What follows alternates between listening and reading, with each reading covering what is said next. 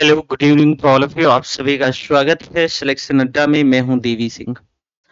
हम इन्फ्लेशन पढ़ रहे थे और इस इन्फ्लेशन चैप्टर के अंतर्गत मैंने आपको बताया था कि भाई मुद्रास्फीति की जो गणना है वही पढ़ना है, यानी कैलकुलेशन ऑफ इन्फ्लेशन। ये देखो, कैलकुलेशन ऑफ इन्फ्लेशन दरअसल जो है कैसे करते हैं। देखो, सामान्यतः जो है कैलकुलेशन के लिए तीन मेथड प्रयोग किए जाते हैं, पर भारत में हम तीन मेथड प्रयोग नहीं करते हैं। भारत में दो ही मेथड है। एक भाई होलसेल प्राइस इंडेक्स है, इसको थोक मूल्य सूचकांक कहते हैं, और दूसरा है कंज्यूमर प्राइस इंडेक्स, इसको उपभोक्ता मूल्य सूचकांक कहते हैं।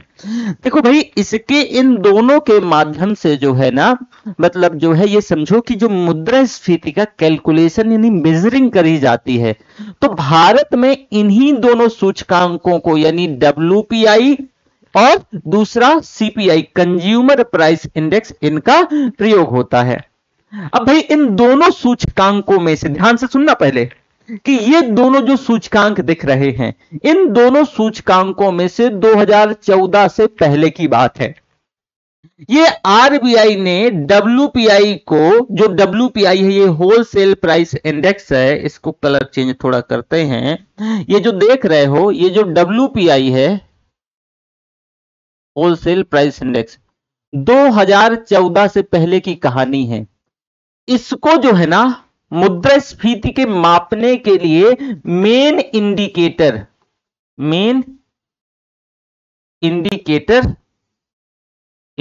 माना जाता था, या मुख्य सूचकांक माना जाता था।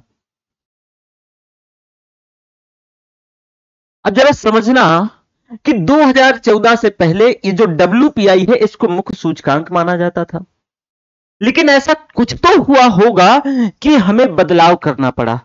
उस समय भाई जो गवर्नर हमारे हुआ करते थे, उर्जित पटेल साहब हुआ करते थे। तो उर्जित पटेल साहब को डब्ल्यूपीआई में कुछ समस्याएं देखने को मिली। जब उर्जित साहब को ये समस्याएं इस डब्ल्यूपीआई में देखने को मिली, तो इनने कहा कि भाई ऐसे नहीं चलेगा, आप एक काम करो कि आप जो है इसमें ये समस्याएं हैं, इनको दुरुस्त करो, इनको सही करो।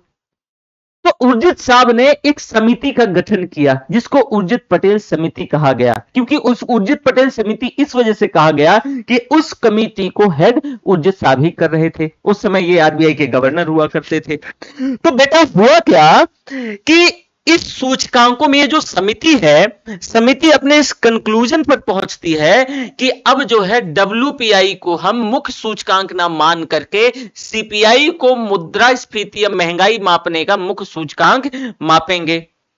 तो अब आखिर सीपीआई को मापेंगे तो कुछ तो डब्ल्यूपीआई में कमियां रही होंगी। तो चलो पहले देखते हैं कि डब्ल्यूपीआई में क्या कमियां थी और सीपीआई में क्या अच्छाइयां थी।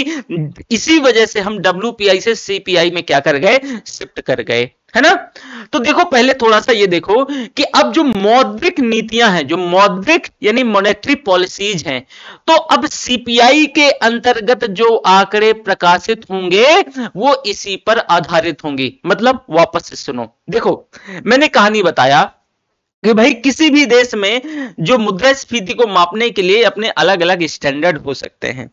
भारत में दो स्टैंडर्ड का प्रयोग किया जाता है कि होलसेल प्राइस और जो होलसेल प्राइस इंडेक्स और कंज्यूमर प्राइस इंडेक्स यानी डब्ल्यूपीआई और सीपीआई।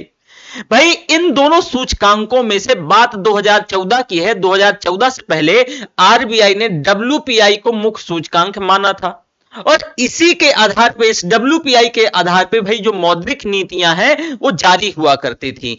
देखो भाई ये समझो कि मौद्रिक नीतियों के माध्यम से अर्थव्यवस्था में कितना पैसा पंप होगा, अर्थव्यवस्था से कितना पैसा सोखा जाएगा, यह आरबीआई सुनिश्चित करती है। अब जैसे आप ऐसे समझो कि मौद्रिक नीतियां आरबीआई जारी करती है और जो फिस्कल पॉलिसीज है वो सरकार जारी करती है। अब आरबीआई इन्हीं मॉनेटरी पॉलिसीज के माध्यम से वह अर्थव्यवस्था में यह सुनिश्चित करती है कि हमें कितना पैसा डालना चाहिए। और यानी मान लो कि अर्थव्यवस्था सूखी पड़ी है, पैसे ही नहीं है, लिक्विडिटी है ही नहीं है।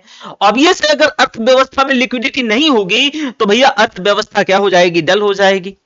तो लिक्विडिटी पंप करने के लिए, पैसा डालने के लिए इन्हीं मॉनेटरी पॉलिसीज के अंतर्गत कुछ मात्रात्मक और कुछ गुणात्मक उपकरण होते हैं, जो कि अगला चैप्टर हमारा मौद्रिक नीतियां ही है। तो कुछ मॉनेटरी पॉलिसीज के अंतर्गत कुछ क्वांटिटेटिव और कुछ क्वालिटेटिव टूल्स होते हैं। उन्हीं टूल्स के माध्यम से आरबीआई यह सुनिश्चित करने का प्रयास करता है कि कितना पैसा हमें कहां डालना है भाई, जो है कितना पैसा हमें अर्थव्यवस्था में डालना है, या अर्थव्यवस्था में बहुत अधिक पैसा है, विच मींस कि महंगाई अधिक होगी अगर लिक्विडिटी ज्यादा है। तो भाई महंगाई को कम करने के लिए भी तो पैसा सोखा जा सकता है। तो ये कौन करता है? आरबीआई। किसके माध्यम से? मॉनेटरी टूल्स के माध्यम से। अब जो मॉनेटरी टूल्स है तो ये किस पर बेटा बेस्ड होते थे? ये डब्ल्यूपीआई पर बेस्ड होते थे। किस पर? डब्ल्यूपीआई पे। क्यों? 2014 से पहले बेटा महंगाई को मापने के लिए डब्ल्यूपीआई प्रमुख सूचकांक हुआ करता था। यही वजह थी कि डब्ल्यूपीआई पर ये जो है क्या हुआ करते थे, जो मौद्रिक नीतियां हैं, मॉनेटरी पॉलिसी, उसी पर बेस्ड होती थी। पर जब ये परिवर्तन हुआ, उर्जित साहब ने कहा कि भैया ऐसा जो गड़बड़ झाला है ये ऐसा नहीं चलेगा, तुमको बदलना पड़ेगा। तो इसी के आधार पे जब हमने इस समिति ने कहा कि अब भाई सीपीआई प्रमुख सूचकांक होगा, तो अब जो आंकड़े जारी होंगे वो किस पर बेस्ड होंगे? सीपीआई पर बेस्ड होंगे, इसी पर आधारित होंगे। तो मैं ये मान के चलता हूं कि ये बेसिक इंफॉर्मेशन आप समझ गए होंगे। वापस से चलो भाई, अब जरा देखो कि थोक मूल्य सूचकांक यानी डब्ल्यूपीआई में क्या कमियां थी। हमें पता होना चाहिए ना कि भाई क्या कमी थी, तभी तो हम समझ पाएंगे, अदरवाइज हम कैसे समझ पाएंगे। तो ये हमें पता होना चाहिए। तो ये होलसेल प्राइस इंडेक्स क्या है, और फिर हम पढ़ेंगे कि डब्ल्यूपीआई क्या है, और सीपीआई क्या है, और क्या कमियां थी कि हम जो है डब्ल्यूपीआई को छोड़ करके सीपीआई में जंप कर गए, और उर्जित साहब को ये कहना पड़ा। तो पहले देखो कि क्या कैसे आंकड़े जारी होते हैं, पहले डब्ल्यूपीआई के बारे में। बेटा ये जो डब्ल्यूपीआई है ना, जो डब्ल्यूपीआई है जरा समझना, होलसेल प्राइस इंडेक्स क्या है? थोक मूल्य सूचकांक। थोक का मतलब होलसेल पे, जैसे आप बोलते हैं ना कि थोक में हम सामान लाएं, थोक में चीजें सस्ती मिल जाती है ना, तो थोक मूल्य सूचकांक। तो भाई डब्ल्यूपीआई के अंतर्गत वस्तुओं के मूल्यों में होने वाले परिवर्तन को थोक बाजार के स्तर पर मापा जाता था। वापस से सुनना भाई, डब्ल्यूपीआई के अंतर्गत होता क्या था कि जो वस्तुएं हैं भाई, जो वस्तुएं हैं, वस्तुओं के यानी वस्तुओं लिख लो आप, वस्तुओं के मूल्य में होने वाले परिवर्तन को, मूल्य में होने वाले परिवर्तन को, मूल्य में होने वाले परिवर्तन को किसके स्तर पर भाई? थोक बाजार के स्तर पर मापते थे। अभी बताता हूं, थोक बाजार के स्तर पर मापा जाता था, मापा जाता था। वापस से सुनो जरा, देखो कि कैसे।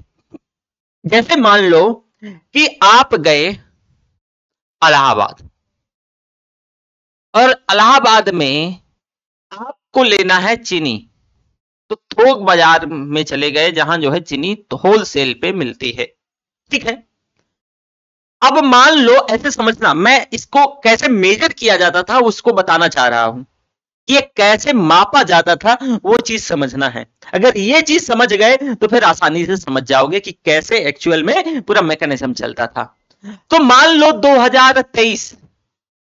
2023 जनवरी का महीना है, जनवरी का महीना, और आपने जो है 100 टन, एक टन में 10 क्विंटल होते हैं, तो 100 टन क्या करी आपने? चीनी ली। जरा समझना, और 100 टन चीनी मान लो जो शुगर है, 100 टन जो चीनी है वो आपको मिलती है 200 रुपए की। प्लीज नोटिस दिस पॉइंट, बस हम ज्यादा बड़ा अमाउंट नहीं लेंगे, इतना ही समझो कि 200 रुपए का। अब ठीक अगले साल यानी 2024 में होलसेल मार्केट में 2024 जनवरी में ही, ठीक है, जनवरी पे उसी महीने पे मुद्रास्फीति मापी जाती है, उसी साल के मतलब कंपेरेटिव अकाउंट होता है। तो जैसे कि अब हमें अगर मान लो कि इस साल मुद्रास्फीति मापनी है, तो कौन सा महीना चल रहा है भाई? अगस्त। तो हम पिछले साल के कंपेरेटिवली कि पिछले वर्ष अगस्त में कोई चीज कितने की थी और इस साल अगस्त में वो चीज कितने की है, और जो मूल्य में परिवर्तन होगा, अगर मूल्य में वृद्धि होगी तो मुद्रास्फीति, और अगर मूल्य में जो है कमी आएगी तो मुद्रा संकुचन। तो मान लो कि ऐसे समझो कि जो जनवरी 2024 में वही 100 टन जो है क्या चीनी जाके कितने की मिलती है, मान लो 250 रुपए की, या ऐसे कहो कि 300 रुपए की। चलो कितने की भाई, 300 रुपए की। तो आप बताओ कि भाई मूल्य बढ़ा कि नहीं बढ़ा? जहां 200 रुपए की मिल रही थी एक साल पहले उसी माह में, अब जाके ये 300, 350 रख लो यार, इसको जो है ना इरेज कर देते हैं, नहीं आप कंफ्यूज कर जाओगे।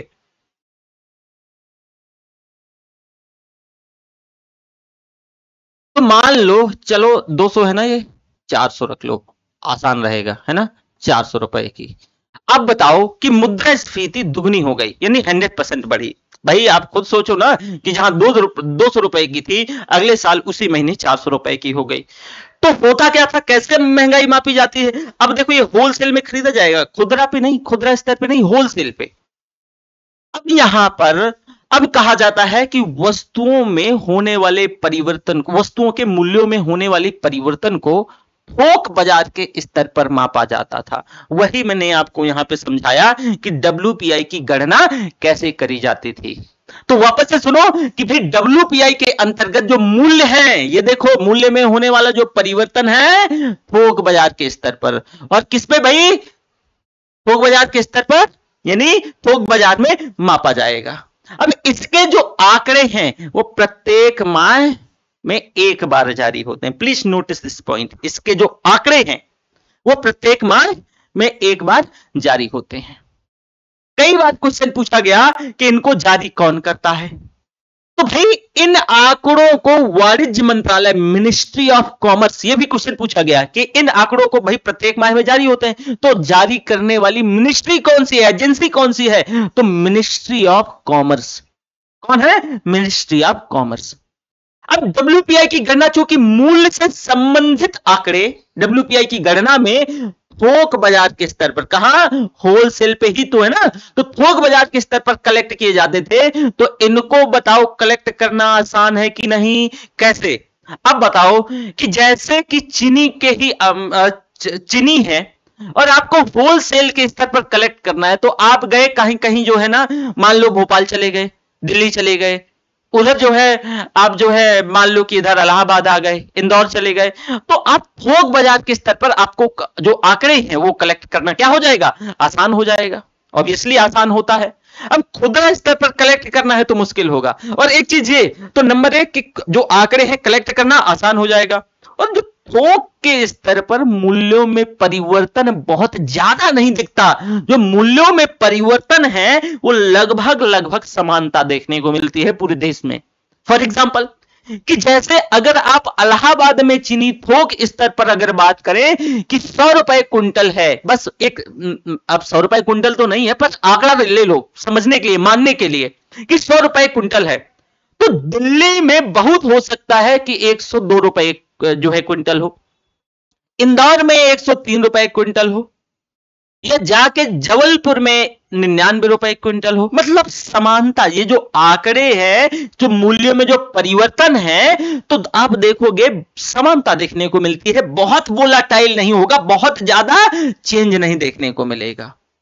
अब बेटा क्या होगा कि डब्ल्यूपीआई की जो गणना है, तो डब्ल्यूपीआई के गणना के अंतर्गत एक बास्केट, एक बकेट होता था, उसका प्रयोग होता था। और इस बकेट में इंटरेस्टिंग बात यह है कि सिर्फ वस्तुएं शामिल होती थी। अभी आगे बताऊंगा भी कि देखो डब्ल्यूपीआई में, जो डब्ल्यूपीआई के मूल्यों में होने वाले परिवर्तन, वो किसमें, वस्तुओं के मूल्यों में होने वाले परिवर्तन। ध्यान रखना इसमें सर्विसेज शामिल नहीं है।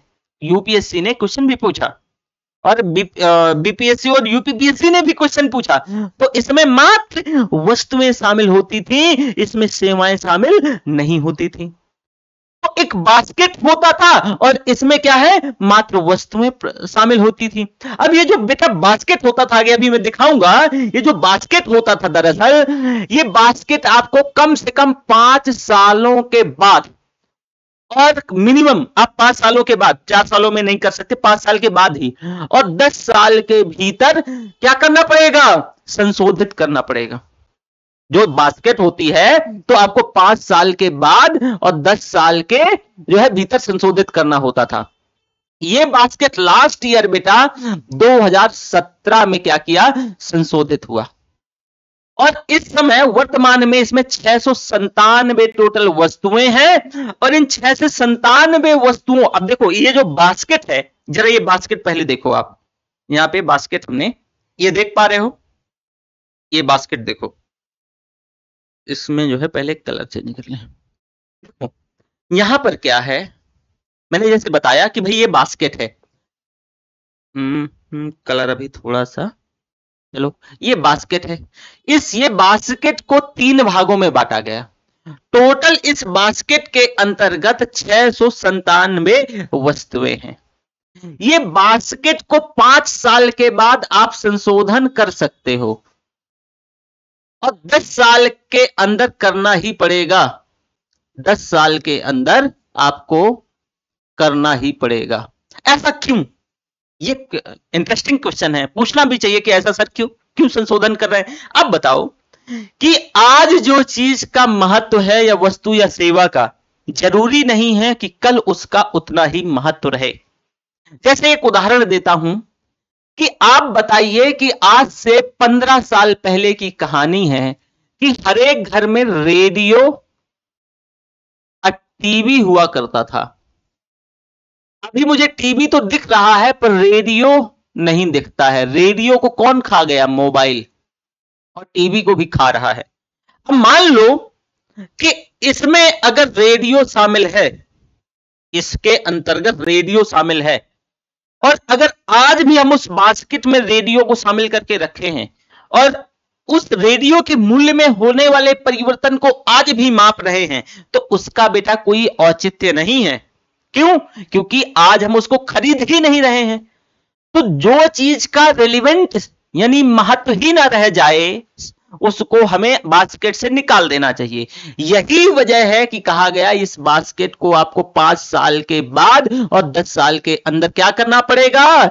संशोधित करना पड़ेगा, इसमें बदलाव करना पड़ेगा। यही वजह है, मैं आपको दरअसल यही बताना चाह रहा था।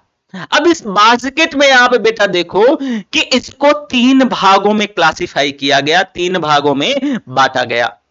एक होता है प्राइमरी गुड्स, प्राथमिक वस्तुएं। प्राथमिक वस्तुओं के अंतर्गत क्या क्या रखा गया कि जैसे खान पान की चीजें, भाई खान पान की चीजें, इसमें जो है ना, जो है पेय पदार्थ, ये सारी चीजें रखी गई प्राइमरी गुड्स के अंतर्गत। दूसरा है मैन्युफैक्चर्ड गुड्स यानी विनिर्मित वस्तुएं। इसमें क्या क्या रखा गया? जैसे कि धातु रसायन और विनिर्मित वस्तुएं यानी मैन्युफैक्चर्ड गुड्स, जैसे टीवी रेडियो, जो दरअसल जिनका मैन्युफैक्चर हो रहा है, जो मैन्युफैक्चर्ड है, उन वस्तुओं को रखा जाएगा। तो विनिर्मित वस्तुएं जैसे कि टीवी हो गया, भाई फ्रिज हो गया, टीवी फ्रिज हो गया, एक्सेट्रा। इसमें क्या है? फ्यूल, पावर एंड ल्यूब्रिकेट यानी पेट्रोलियम पदार्थ, पेट्रोलियम पदार्थ। तो प्राइमरी गुड्स के अंतर्गत इंटरेस्टिंग पॉइंट है, यही आपको समझाएगा कि आखिर डब्ल्यूपीआई, हम जो है मुख्य सूचकांक डब्ल्यूपीआई को मानते थे, लेकिन क्या मजबूरी थी कि हम डब्ल्यूपीआई से सीपीआई चले गए। वो कौन बताने वाला है? वो यही। क्यों? मैन्युफैक्चर गुड्स के अंतर्गत 117 वस्तुएं, सॉरी प्राइमरी गुड्स के अंतर्गत ओनली 117 वस्तुएं, मैन्युफैक्चर गुड्स के अंतर्गत 564 वस्तुएं, पावर फ्यूल एनर्जी के अंतर्गत मात्र 16 वस्तुएं आउट ऑफ 697। जरा समझिएगा, आउट ऑफ 697। वापस से थोड़ा सा ऊपर चलो और मैं वापस से कुछ बताना चाहता हूं। तो जरा देखो कि ये जो बास्केट था बेटा, इस बास्केट को हमने 3 भागों में बांटा। एक प्राथमिक वस्तु, विनिर्मित वस्तु और ईंधन ऊर्जा, फ्यूल एंड एनर्जी। प्राइमरी वस्तु के अंतर्गत 117 चीजें। इसमें क्या है? अनाज है, फल है, सब्जी, कपास, जूट है। विनिर्मित वस्तुओं में सबसे ज्यादा भार इन्हीं का है, 564 वस्तुएं हैं। इसमें से धातु, टीवी, फ्रिज, रसायन है। और जो पावर प्योर एनर्जी एनर्जी है, इसमें एलपीजी, कोयला और विद्युत है। तो इसको जो मैंने अभी नीचे बताया था वही चीज है। अब जरा देखो कि इन 7 इन जो ये टोटल वस्तुएं हैं 697।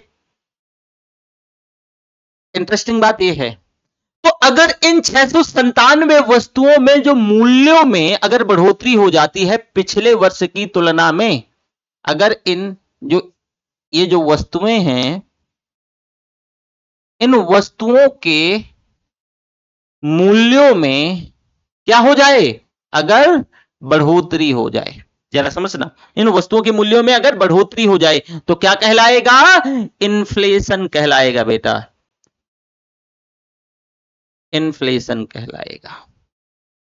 अगर मान लो कि इन मूल्यों में कमी हो जाए, अभी बताऊंगा वृद्धि कैसे हो सकती है, कमी कैसे हो सकती है, कमी हो जाए तो क्या कहलाएगा, डिफ्लेशन या मुद्रा संकुचन कहलाएगा, डिफ्लेशन कहलाएगा। अब आप वृद्धि और कमी कैसे हो सकती है, जैसे कि याद करो मैंने आपको ऊपर भी बताया था, चलो वापस से भी थोड़ा सा समझो, ये बास्केट निकाल लो जरा, थोड़ी और बेहतर ढंग से समझ पाओगे। ये आप बास्केट देख पा रहे हो, अब फिर जो है येलो ले लेते हैं ना, ये बास्केट देख पा रहे होगे बेटा, टोटल कितनी 697 जो है गुड्स हैं, वस्तुएं हैं। अगर मान लो कि जैसे अगस्त चल रहा है, अगस्त 2023, वो टोटल ये 697 वस्तुएं 1000 की मिलती हैं, कितने की, मान लो 1000 की, सब एक एक यूनिट खरीदा गया, यूनिट में ही ले लेते हैं, एक एक यूनिट खरीदा गया, टोटल 1000 की मिलती।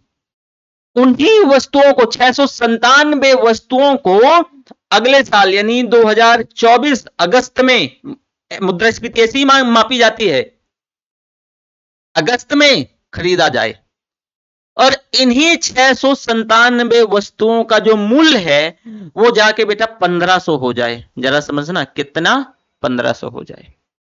ये जो 697 टोटल जो वस्तुएं हैं इनका मूल्य कितना हो जाए, कितना, 1500 हो जाए। तो अगर इनका मूल्य बेटा मूल्य 1500 रुपए हो जाता है तो इसका मतलब क्या है कि 50% से मुद्रास्फीति यानी इन्फ्लेशन क्या हो गया, इन्फ्लेशन बढ़ गया, इन्फ्लेशन बढ़ गया। अगर अपोजिट कंडीशन हो जाए कि भाई मान लो केस नंबर 1 इसे रख लो, केस नंबर 1, अब केस नंबर 2, केस नंबर 1 में देखा कि इन्फ्लेशन का, ये इन्फ्लेशन कहलाएगी। अब यही वस्तुएं 2024 अगस्त में 697 वस्तुएं कितने की मिल जाएं, 500 रुपए की मिलने लगे, तो ये क्या कहलाएगा, ये डिफ्लेशन कहलाएगा, डिफ्लेशन, डिफ्लेशन कहलाएगा। हिंदी में मुद्रा संकुचन बोलेंगे बेटा, मुद्रा संकुचन, मुद्रा संकुचन। और ये आपका मुद्रास्फीति या महंगाई, आप समझे, आप दरअसल कैसे काम होता था, ये तो आप समझ गए।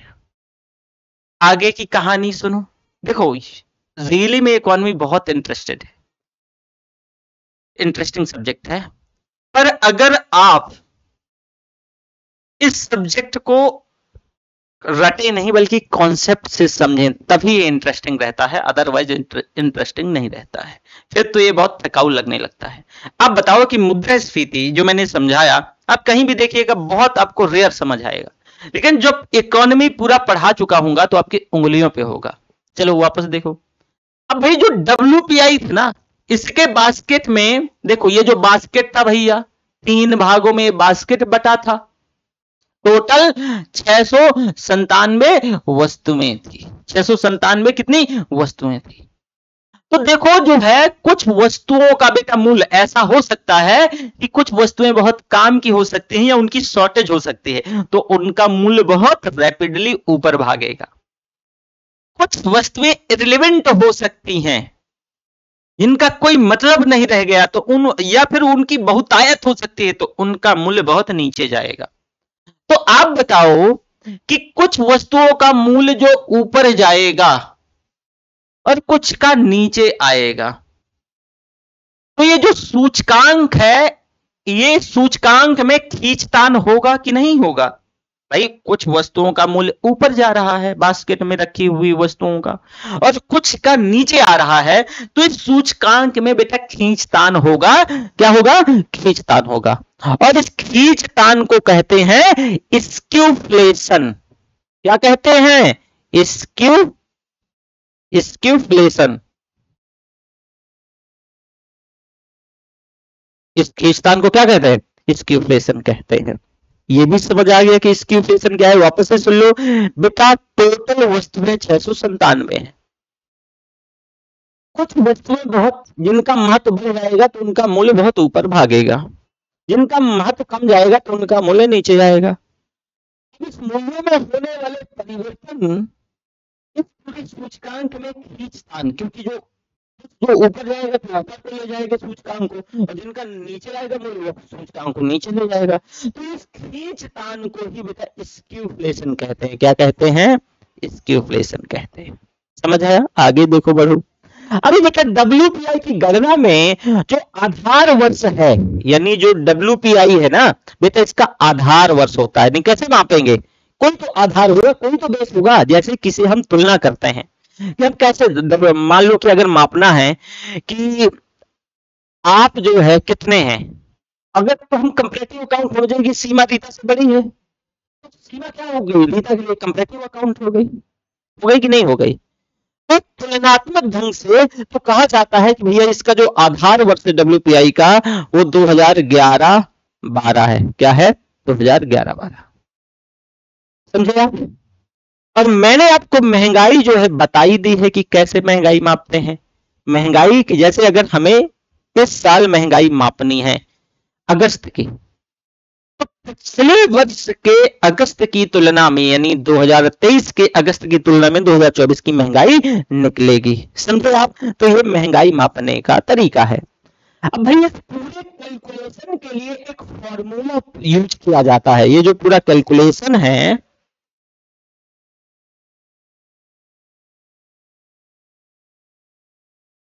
कैलकुलेशन के लिए एक फॉर्मूला का प्रयोग किया जाता है। उस फॉर्मूले को हम लेजिस्फेयर फॉर्मूला कहते हैं। क्या कहते हैं? लेजिस्फेयर फॉर्मूला कहते हैं। तो ये तो ऐसे WPI काम करता था। आप समझ गए कि WPI कैसा था, कैसे काम करता है, ये चीजें आप समझ गए।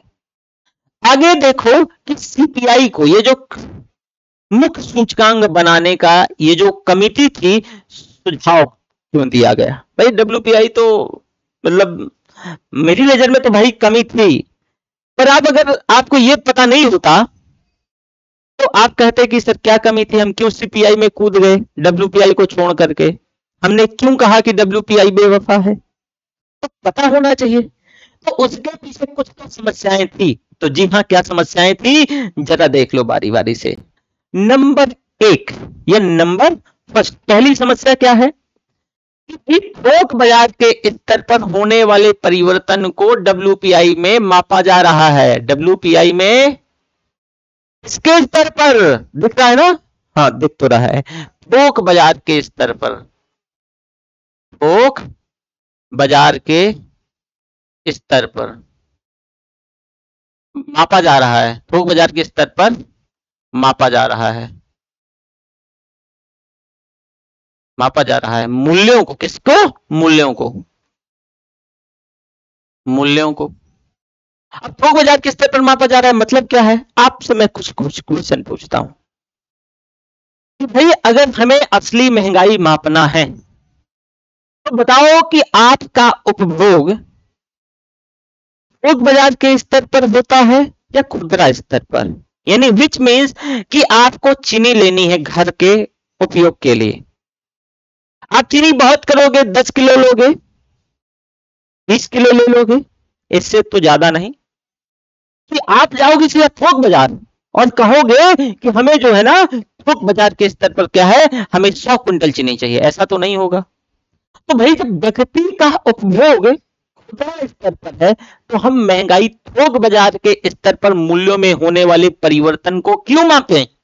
बड़ा सिंपल सा क्वेश्चन है कि सर अगर हमें महंगाई मापना है, क्योंकि महंगाई माप रहे हो तो आप जिस स्तर पे आपका उपभोग खुदरा स्तर पर है, तो महंगाई में जो मूल्यों में होने वाले वस्तुओं के मूल्यों में होने वाले परिवर्तन को महंगाई में थोक बाजार के स्तर पर क्यों रखा जाए, खुदरा स्तर पर क्यों न रखा जाए? तो ये बेटा पहला प्रॉब्लम था, जो प्रॉब्लम नंबर फर्स्ट। समझे आप? प्रॉब्लम नंबर सेकंड देखो, आपसे दूसरा क्वेश्चन मैं पूछ रहा हूं, आप अपने जीवन में आज के टाइम में कितना आप जो है वस्तुओं को, जो वस्तुएं है ना उपभोग करते हैं, उससे कहीं ज्यादा आप जो है सर्विसेज का उपभोग करते हैं। फॉर एग्जाम्पल कि आप अभी तो मैं फ्री पढ़ा रहा हूं और कोशिश करूंगा आपको फ्री पढ़ाता रहूं और पूरा, लेकिन मान लो कि कल के दिन में पेट भर लेके आ गया और आपसे कहा कि मेरा कोर्स खरीद लीजिए, और आपने खरीद भी लिया, तो आपको मैं बेटा सर्विस प्रोवाइड करवा रहा हूं, आपको कोई वस्तु नहीं बेच रहा। आप पढ़ रहे हो, आप मुझे पेड किया तो सर्विस।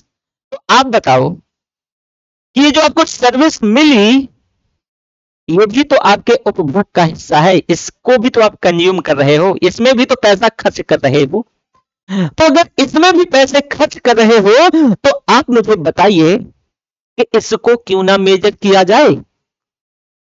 भाई महंगाई को मापने के लिए अगर हमारा उपभोग वस्तु और सेवा दोनों का है तो सिर्फ हम वस्तुओं को क्यों रखें? उसमें यह जरूरत है कि हम उसमें सेवाओं को भी रखें, हर हाल में सेवाओं को रखें। तो दूसरा ये प्रॉब्लम था कि डब्ल्यूपीआई के अंतर्गत सेवाएं सम्मिलित नहीं होती थी, डब्ल्यूपीआई के अंतर्गत सेवाएं सम्मिलित नहीं होती थी। जैसे कि पहले मैं बताया कि भाई डब्ल्यूपीआई के अंतर्गत थोक बाजार के स्तर पर मूल्यों में परिवर्तन को मापा जाता था, जबकि लोगों का जो उपभोग है वो खुदरा स्तर पर होता था, तो इस वजह से एक्यूरेसी के साथ महंगाई मापा नहीं जा सकता था। दूसरा कि भाई यहाँ पर देखो कि डब्ल्यूपीआई के बास्केट में जो सेवाएं सम्मिलित नहीं होती, जबकि सेवाएं भी जो है हमारे उपभोग का एक महत्वपूर्ण क्या है, महत्वपूर्ण हिस्सा होती है। तो एक ये इशू था कि भी सर्विसेज शामिल नहीं होती थी। तीसरा एक मेजर इशू, चलो मैं लेके चलता हूं आपको वहीं पर उस बास्केट के पास, तभी इस इशू को समझ पाओगे। आए बास्केट के पास, आपसे मैं क्वेश्चन पूछ रहा हूं जो कि आप मुझे सही से जवाब दीजिएगा। आपके पीछे जो है यहां पर आप देखिए कि प्राइमरी गुड्स में जो वस्तुएं शामिल हैं टोटल वो कितनी है, 100।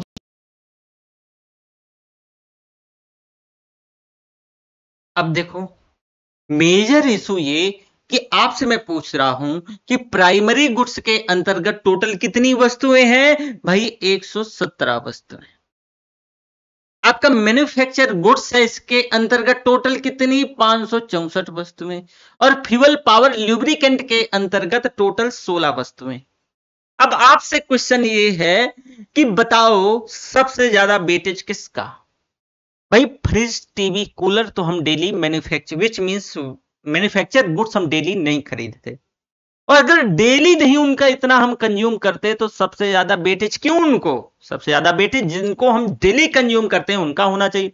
भाई खान पेन पान सुपारी ये सारी चीजें हम डेली यूज करते हैं, तो सबसे ज्यादा वेटेज इसको देना चाहिए, बल्कि जो है सबसे ज्यादा वेटेज इसको दिया गया। तो एक प्रॉब्लम ये थी। दूसरे नंबर पर वेटेज इसको, भाई हम कितना पेट्रोलियम पदार्थ और ल्यूब्रिकेंट ये सारा चीज यूज कर रहे हैं, पर इसको एकदम महज कम वेटेज दिया गया।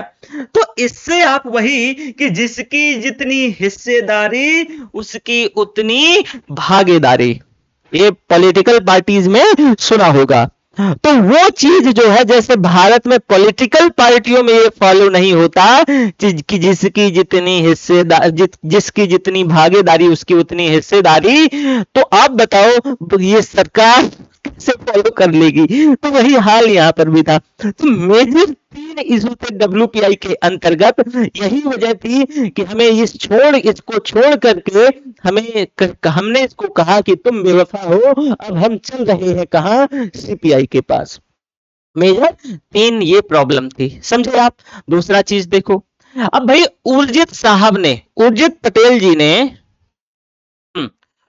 उर्जित साहब ने उनकी जो कमेटी थी उसको हेड कर रहे थे, वो एक सुझाव दिया। और सुझाव क्या था कि 2014 के स्टार्टिंग में 2014 की स्टार्टिंग में, यानी स्टार्टिंग 12 महीने में, आपको जो इन 12 महीनों में मौद्रिक नीति के माध्यम से, मॉनेटरी पॉलिसी के माध्यम से जो CPI है, कंज्यूमर प्राइस इंडेक्स, उसको 10% से कम करके 8% लाना था।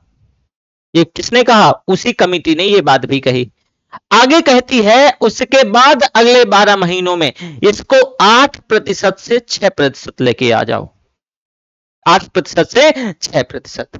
फिर कह रही है उसके अगले 12 महीनों में इसको 4% ला दो, अगले 12 महीनों में फिर इसको 4% ला दो। फिर कह रही है कि इस 4% को प्लस माइनस 2% के फ्लैक्चुएशन पे छोड़ दो, यानी रेंज पे, परिसीमन पे तय करके छोड़ दो, इतना ला करके छोड़ दो कि अगर मान लो कि इसके माध्यम से कि मुद्रास्फीति, जो खुदरा मुद्रास्फीति है CPI, 2% से नीचे ना जाए और 6% से ऊपर ना जाए। आप खुद सोचो कि अगर 4% के हम परिसीमन में छोड़ देंगे तो, और कह देंगे कि इस पे जो है ना, इस 2% से एक क्या है, इसको नीचे नहीं जाना चाहिए, तो 2% से नीचे, तो अगर इसमें 4 में 2 तो 2, और 6% से ऊपर नहीं जाए, तो यानी अगर 2 ऐड कर दोगे तो 6 से ऊपर ना जाए। ये कौन कह रहा है? ये वही कमिटी कह रही है। ये कौन? जो मैंने अभी कमेटी की बात करी। ठीक है बेल, आगे बढ़ो। अब आ जाते हैं बेटा कंज्यूमर प्राइस इंडेक्स पे। तो CPI के अंतर्गत जो समस्याएं थी वो आप समझ गए कि क्या दरअसल मेजर इशू थे, क्या प्रॉब्लम थी, क्या समस्याएं थी। आगे देखो कि जो CPI है, कंज्यूमर प्राइस इंडेक्स है, इसके अंतर्गत वो सारी चीजें फॉलो करी जाएंगी जो समस्याएं हमने WPI के अंतर्गत बेटा देखी थी। तो सबसे पहले कि कंज्यूमर प्राइस इंडेक्स में, इसके अंतर्गत जो है मुद्रास्फीति की गणना की प्रक्रिया में किसको? वस्तु और सेवाओं को शामिल किया जाएगा। क्यों आप बताओ? मैंने कहा कि मुझे एक रास्ता, ये रास्ता है और इस रास्ते से नहीं जाना है। अब इस रास्ते में कुछ तो समस्याएं होंगी, कोई तो भूत लग रहा होगा या कुछ तो इशू होंगे, तभी तो हम कह रहे हैं। तो अगर हमें इसकी समस्याएं पता चल गई तो हम कहेंगे कि एक काम करो, एक दूसरा रास्ता बना लो। तो आप बताओ कि जब दूसरा रास्ता बनाओगे तो सबसे पहले उन प्रिकॉशंस को ध्यान दोगे कि नहीं दोगे? ध्यान दोगे। तो दरअसल आप बताओ कि WPI था, पहला प्रॉब्लम क्या था? सिर्फ वस्तुएं शामिल थी। क्या है? सिर्फ वस्तुएं शामिल थी, मतलब इसमें जो है सेवाएं, जो सर्विसेज हैं, सेवाएं हैं, वो शामिल, जो सेवाएं हैं वो शामिल क्या थी? नहीं थी। लेकिन अगर सेवाएं शामिल नहीं थी तो CPI में कुछ ऐसा किया जाएगा क्या? बिल्कुल।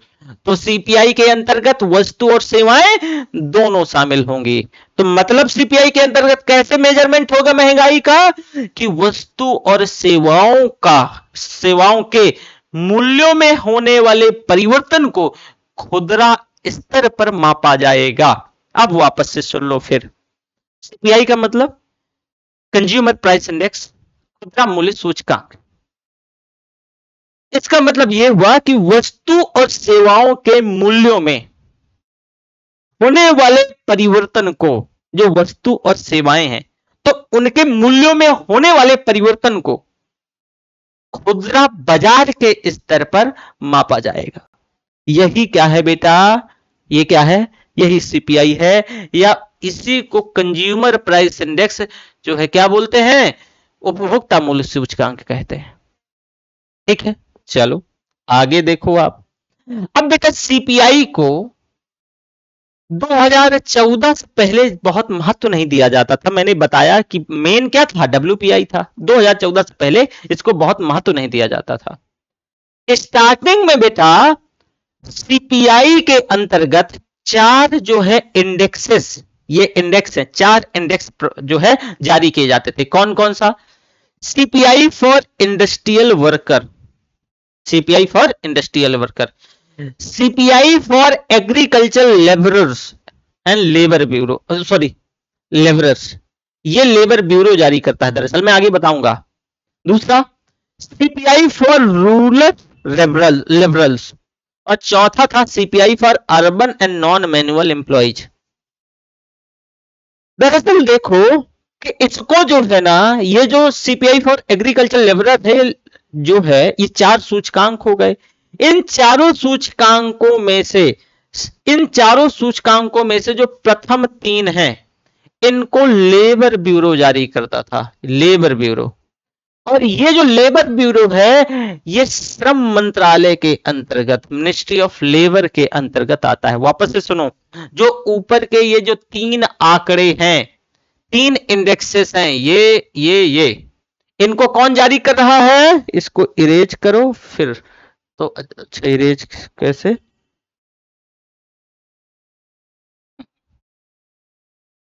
चलो इसे देखो पहले।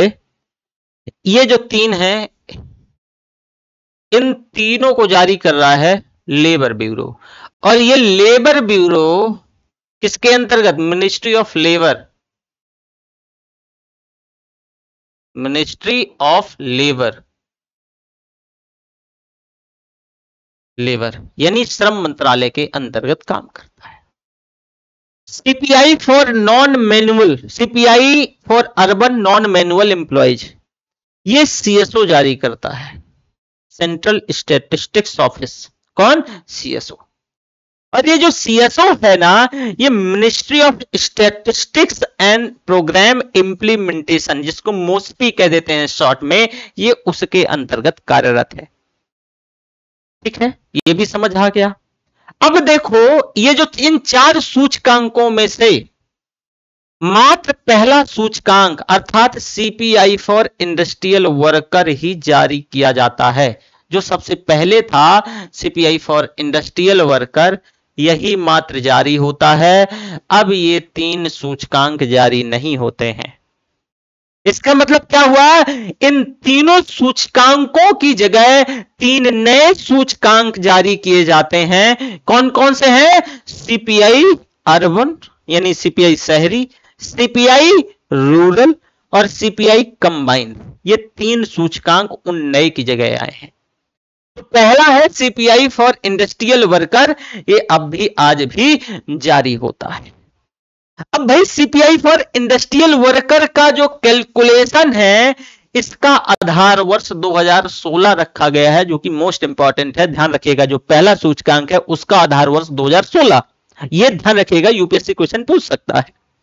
आगे देखो कि अब ये जो इसी के आंकड़े के आधार पर सरकारी कर्मचारी जो हैं, उनका जो डियरनेस अलाउंस होता है, महंगाई भत्ता होता है, वो सीपीआई फॉर इंडस्ट्रियल वर्कर के जो आंकड़े हैं, इसी के आधार पर क्या होता है, तय होता है। अब बेटा इसकी गणना के लिए, सीपीआई फॉर इंडस्ट्रियल वर्कर की गणना के लिए जो आंकड़े हैं, वो 78 इंडस्ट्रियल जो सिटीज हैं या इंडस्ट्रियल एरिया हैं, वहां से कलेक्ट किया जाता है। मतलब अगर हमें सीपीआई फॉर इंडस्ट्रियल वर्कर की गणना करनी है, तो इसके लिए कहीं ना कहीं से आंकड़े कलेक्ट करना होगा। तो वो आंकड़े 78 औद्योगिक क्षेत्रों से कलेक्ट किए जाते हैं। समझे आप, ये समझ गए। आगे देखो कि सीपीआई फॉर अर्बन जो नया आया, सीपीआई फॉर रूरल और सीपीआई कंबाइंड, इसकी गणना अब एनएसओ करता है। तो एनएसओ कौन है, एनएसओ दरअसल ये जो है ये सीएसओ को, जो एनएसओ है ये एनएसओ कैसे आया, एक नई बॉडी है। एनएसओ का जो है आप देख लो कि इसको मिला करके जो सीएसओ है, तो इसको यानी एनएसएसओ और सीएसओ, ये देखो इधर पहले एनएसएसओ और सीएसओ, इसको एक बॉडी बनाया गया एनएसओ। तो ये जो एनएसएसओ यानी national policy on official statistics के अनुरूप, और सीएसओ को इनको क्या किया गया, एक किया गया, और इसकी जगह एनएसओ लाया गया, ये ध्यान रखिएगा। तो यहां पर वही मैं आपको बताना चाह रहा था कि जो ये आपका, हाँ, ये जो एनएसओ है, अब भाई इसकी गणना के लिए जो एक बास्केट का प्रयोग होता है, किसकी, एक जो है बास्केट होती है, तो उस बास्केट का क्या होता है, प्रयोग होता है। अब इसके लिए भी आधार वर्ष 2011-12 रखा गया है। अब सीपीआई अर्बन के लिए, जो अर्बन है याद रखो सबसे ऊपर वाला, तो सीपीआई अर्बन के लिए आंकड़े 310 शहरों से कलेक्ट किए जाते हैं। सीपीआई रूरल के लिए जो आंकड़े हैं वो 1133 गांव से कलेक्ट किए जाते हैं, और सीपीआई कंबाइंड के लिए इन दोनों का एवरेज निकाल लिया जाता है और आंकड़े कलेक्ट किए जाते हैं। तो अब देखो जो डब्ल्यूपीआई में समस्याएं थी, उन्हीं समस्याओं को यहां दरअसल शॉर्ट लिस्ट करके रिमूव करने का प्रयास किया जा रहा है। तो अब एक बास्केट तैयार किया जाता है, इस सीपीआई के लिए एक बास्केट का प्रयोग होता है, और इस बास्केट को बेटा 6 भागों में बांटते हैं। कितने, 6 भागों में। देखो पहला है फूड एंड बेवरेज, ये नंबर मान लो डाल लो, पहला फूड एंड बेवरेज। दूसरा है बेटा पान सुपारी टोबैको, ये पान सुपारी और तंबाकू, दूसरा नंबर ले लो। तीसरा जो है आपका हाउसिंग यानी आवास है, ये। इसके बाद जो है चौथा है आपका वेडिंग क्लोथिंग फुटवियर, और पांचवा है फ्यूल एंड एनर्जी, और जो आपका छठा है ना बेटा, 5 हो गया ना, हाँ, तो मात्र ये जो छठा है ये आपको दूर संचार, परिवहन, चिकित्सा, शिक्षा, ये वाला है। तो इस ये बास्केट को अब 6 भागों में, जो सीपीआई के अंतर्गत एक बास्केट, इसके अंतर्गत भी एक बास्केट है, और उसको 6 भागों में बांटा गया। कितने, 6 भागों में बांटा गया। अब इस बास्केट में सबसे ज्यादा वेटेज किसको दिया गया, इसको। ऐसा क्यों, क्योंकि भाई देखो ना डब्ल्यूपीआई के अंतर्गत यही गड़बड़ था, क्योंकि भाई हम रोजमर्रा की चीजें जो है, खाना पीना तो रोजमर्रा का है ना, तो सबसे ज्यादा वेटेज तो उसी को देना चाहिए ना, तो ऑब्वियसली हम उसी को देंगे।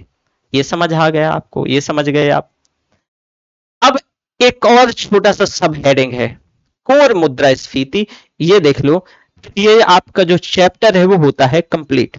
ठीक है, देखो कोर मुद्रास्फीति या कोर इन्फ्लेशन, बेटा होता क्या है कि जब हम महंगाई की गणना करते हैं, मुद्रास्फीति की गणना करते हैं, जरा समझो। तो एक बास्केट हम सामान्यतः, जब सीपीआई मुख्य है तो सीपीआई को 6 भागों में हमने बास्केट को 6 हिस्सों में बांटा ना, अभी मैंने आपको दिखाया है ना। अब सीपीआई को मान लो 6 हिस्सों में बांटा, तो बेटा कुछ ऐसी वस्तुएं होंगी इसके अंतर्गत कि जिनका मूल्य जो है, जिनका मूल्य बहुत तेजी से ऊपर जाएगा। मतलब कुछ वस्तुएं इस बास्केट में ऐसी होंगी जिनका मूल्य बहुत तेजी से, रैपिडली ऊपर जाएगा, और कुछ वैसी वस्तुएं होंगी जो लंबे समय से, जिनमें कोई परिवर्तन नहीं होता है, ये मतलब स्थिर बनी रहती हैं लगभग।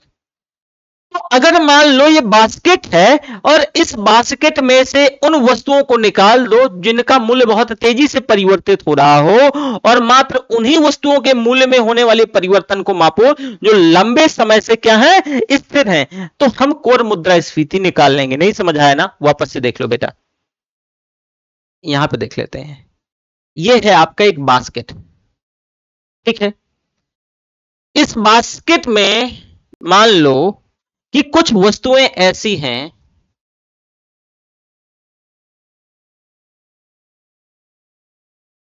कुछ वस्तुएं ऐसी हैं कि जिनका मूल्य बहुत तेजी से परिवर्तित होगा, मतलब ऊपर नीचे हो सकता है, बहुत तेजी से परिवर्तित होगा।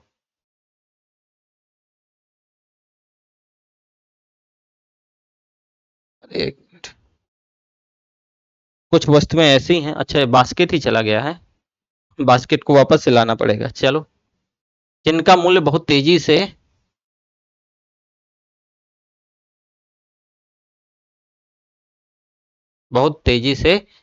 परिवर्तित होता है, और कुछ वस्तुएं ऐसी हैं, दिख रहा है ना, हाँ, अच्छा, कुछ कुछ वस्तुएं ऐसी हैं जिनका मूल्य बहुत तेजी से नहीं बल्कि कैसे परिवर्तित होगा, मतलब स्थिर रहता है, परिवर्तित नहीं होगा, स्थिर रहता है। अब मान लो कि ऐसी वस्तुएं हैं 100, फॉर एग्जाम्पल है ओनली, ठीक है ना, अब इसको बस 100 काउंट में मत कर लेना, और ऐसी वस्तुएं हैं 50, इनका मूल्य बहुत लंबे समय से स्थिर बना हुआ है, बहुत ज्यादा परिवर्तित नहीं हो रहा। पर कुछ इसी बास्केट में 100 ऐसी वस्तुएं हैं जिनका मूल्य बहुत तेजी से परिवर्तित हो रहा है। अब इन वस्तुओं को इस बास्केट से क्या कर दिया जाए, निकाल दिया जाए। क्या कर दिया जाए बेटा, निकाल दिया जाए। और बास्केट में जो वस्तुएं स्थिर है लंबे समय से, जिनके मूल्यों में बहुत परिवर्तन नहीं हुआ है, इनके मूल्यों में होने वाले परिवर्तन को ध्यान से सुनना, बड़ा इंटरेस्टिंग बात है। इनके क्योंकि बहुत लंबे समय से परिवर्तन नहीं हुआ, लेकिन फिर भी मूल्यों में होने वाले परिवर्तन को, होने वाले परिवर्तन को क्या कहेंगे, कोर इन्फ्लेशन कहेंगे। कोर इन्फ्लेशन का ये आपका टॉपिक भाई इन्फ्लेशन का होता है कंप्लीट। इसके बाद हम अब क्या करेंगे कि अगला हमारा टॉपिक है मॉनेटरी पॉलिसी। हम एक जल्दी एक बैच और काफी कुछ करना चाह रहे हैं, प्रयास कर रहे हैं, बाकी फैकल्टी आ रही है, ठीक है। तो चलो फिर यहीं तक रखते हैं, थैंक यू, बाय बाय, फिर मिलेंगे हम जल्दी, ठीक है, चलिए।